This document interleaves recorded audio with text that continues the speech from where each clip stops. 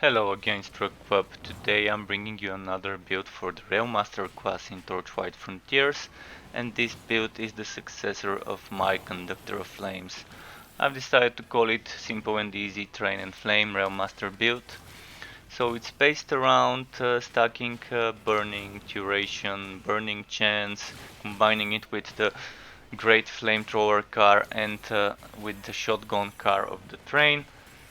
Then we have blasting charge to apply vulnerability so that we and our train can do more damage.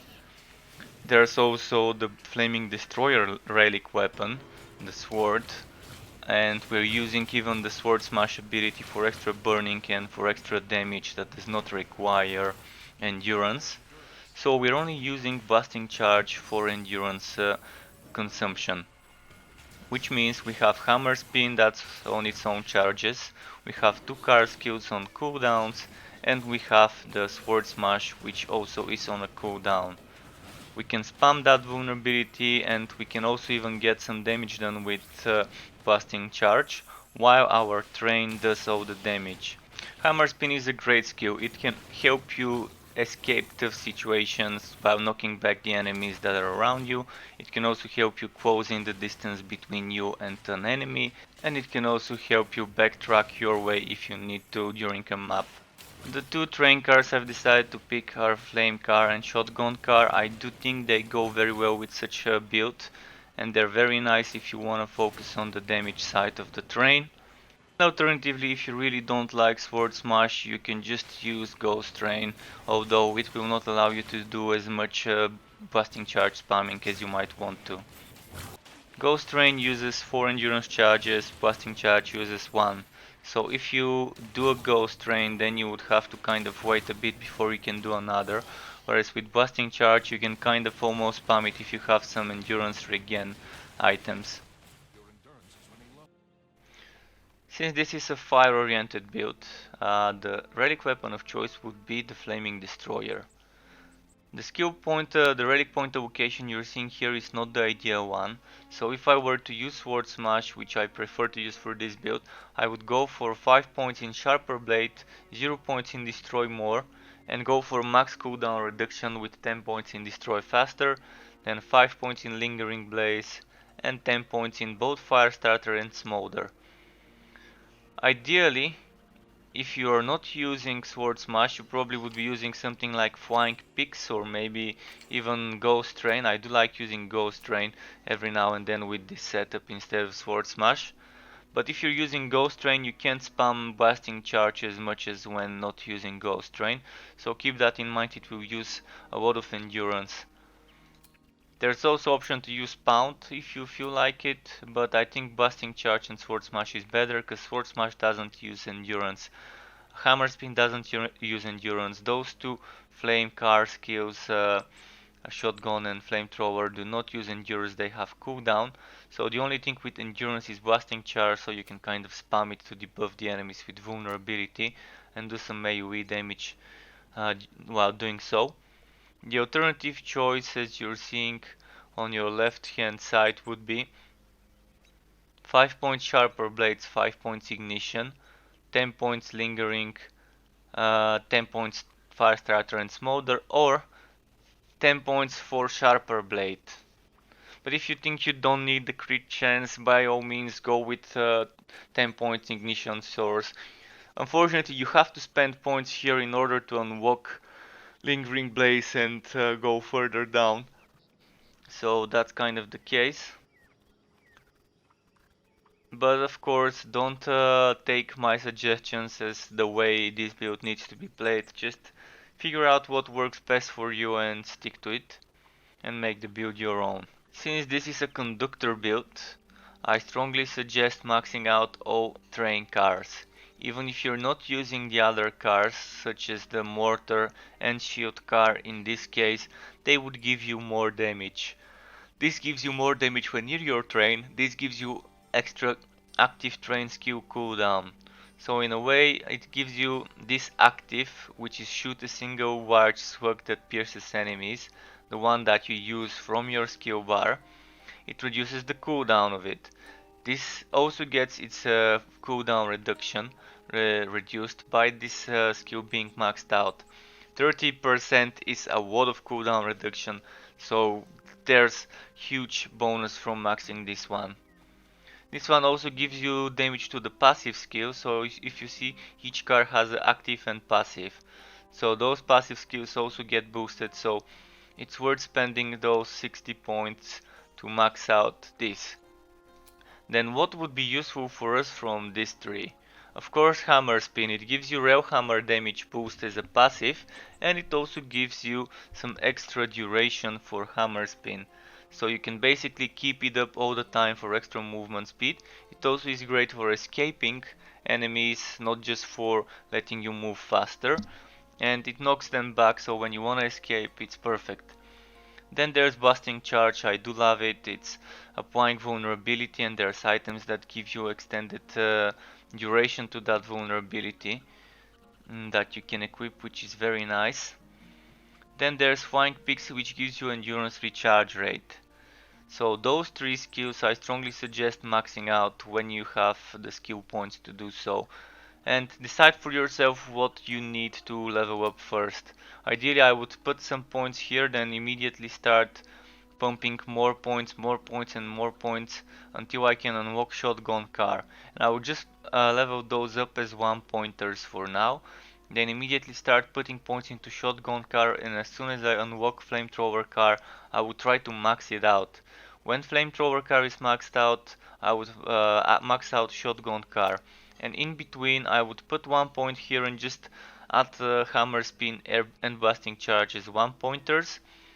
And eventually when this is maxed out, I would afford myself to level up Hammer Spin to the maximum, and later on Busting Charge to the maximum, and as soon as Flying Pixie is unlocked, add it as a 1-pointer, and when all those skills here are maxed out, that's when I would actually start worrying about the endurance recharge rate. Although if you're not using Busting Charge, if you decide that you don't need it, then you don't really need the Flying Pix as well, unless you decide to use another endurance skill like Pound and Ghost Train. And this build should be fine. Should be fine. You can max out, as you see, 1, 2, 3, 4, 5, 6, 7, 8 skills at level 12, and then you would have extra 4 points to spend. Ghost Train is also nice, so if you think you can afford some points in it, and if you don't want to use Sword Smash, Ghost Train would be a very nice skill choice. So keep that in mind, and hopefully you would just decide to make the build your own and not exactly follow my suggestions as I said them. Think for yourself what you need more at certain parts of your leveling process, like what you need more at level 10, at level 20, and so on each 10 levels. I'm just giving you kind of the end results and some suggestions of how to go about when leveling up. So the best skills for the pet, as I always say in my videos, in my opinion, would be the Crit Chance Deadlier Strikes Aura, together with Battle Cry for extra damage buff, then Screeching Stun for extra stunning, 2 seconds, 10-second cooldown, very solid and good skill, and then Healing Friendship for extra 10% HP healing each 10 seconds. If you don't have Deadlier Strikes, I would suggest going for Running Partner or whatever you have. Sometimes I would go for Running Partner until the boss room and then switch to the Deadlier Strikes in the boss room. So if you have Running Partner and something else, make sure to try and switch it before the boss fight to something different, whether it's defensive or offensive skill. Of course, use whatever you have. At the moment I'm using Defensive Posture because that's the only other non-aura skill that I have other than Battle Cry. But this seems to be the best setup in my opinion. For the gear setup, the logical choice would be to get items that give you chance to burn and burn duration. So I would suggest going for a one-handed and an offhand, and to get at least either the one-hand or the offhand to give you chance to burn. Shoulders are a nice item that can give you extra burn duration, but if you don't need it, get something with crit chance or crit damage. Try to have your crit chance to a decent enough state to be like 35, 40, 45 even if you can. And the pet aura would help with that, it gives you 15%, but if you don't have it, you might need to get more crit chance from the gear. If you have enough crit chance, then start getting crit damage. Gear work is nice and you can get it from gloves and from the helmet. Then there's items such as this one. This one doesn't give you bonuses that stack with different item levels. So if you get something like this early on in the game, it can last you all the way to level 50, because it would always give you those stats, and those stats would always be helpful. Flat HP base mod, and then not flat HP but percent HP base mod together with crit chance and more percent HP. Something like this is also good. HP and flat damage, but this scales and eventually it would need to be changed. Then there's items that modify different skills. You can try to find something that modifies the skills you're using and stick to it. And if you have one item that's causing the burning, then you can go for another that gives you more endurance or more flat damage, or maybe for a shield with different types of defense or different things like the chance to bind on block. There's also chance to fear on block. So there's various things. For the pets, I personally prefer to go for bleeding, because the bleeding one is the highest amount of crit damage and crit chance you can stack up on a pet. So Bloodlust stack would be the suggested. But if you want to get some extra burning, Ember Heart is nice. If you want some poison, Sick Fang Warning is also nice. If you have burning from the offhand instead of the main hand, you can even go for a block chance sword, or a sword with shock, or sword with just flat damage bonuses like this one. If you're going the two-handed route, of course make sure at least the weapon is doing the burning, or the pet. You can also get burning from sword smash or flamethrower car. If you think this is enough, that's fine, then go for any type of weapon that you think would fit you and that you think you like the playstyle and the skills of. Gameplay wise, the build is not difficult to play. You just set up your car and you make sure to tell the flame thrower and the shotgun car to do their thing on the targets you want focused, such as elites or big groups of enemies. Make sure to take advantage of the piercing ability of shotgun car when the enemies are lined up, and the same goes with the flamethrower car. It also is a linear skill, so both of those can stack up together on groups of enemies. You can also try to pull the enemies in the flames while flamethrower car is shooting, because once you tell it to shoot in a certain place, it cannot be moved to let it shoot in another place until it's over and until the cooldown is ready. Of course, try to start off with blasting charge. It would make your train skills and any other skills such as spinning hammer or such as the sword smash skill do more damage. So start off with blasting charge, follow up with your trains, and in the meantime do something like a sword smash and hammer spin. Or you can even start with blasting charge, sword smash, then tell your trains to do their thing, and then maybe close in on the enemies with spinning with the hammer spin. The train combat seems a bit more fluid than it was during update 6. There seem to have been some changes made and I do like it more.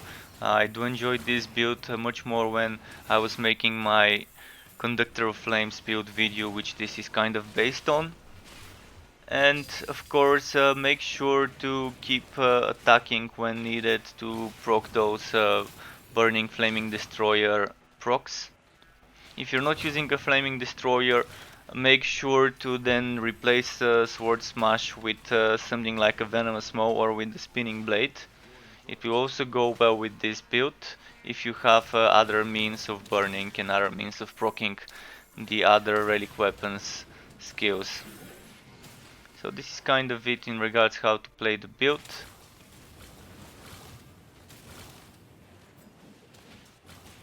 Thanks for watching this video, folks. If you've enjoyed it, you can let me know by hitting that button, and if you want to be notified for future content that I'm uploading, you can hit the subscribe button as well. For more Torchlight Frontiers content, you can check the different playlists I have for builds for each of the classes. and in the description below this video you can find links to my Twitch, Twitter, Mixer and Facebook pages. You can also see those at the end of this video in the final sequence. Thank you again for watching this video and keep it cool folks. Until next time.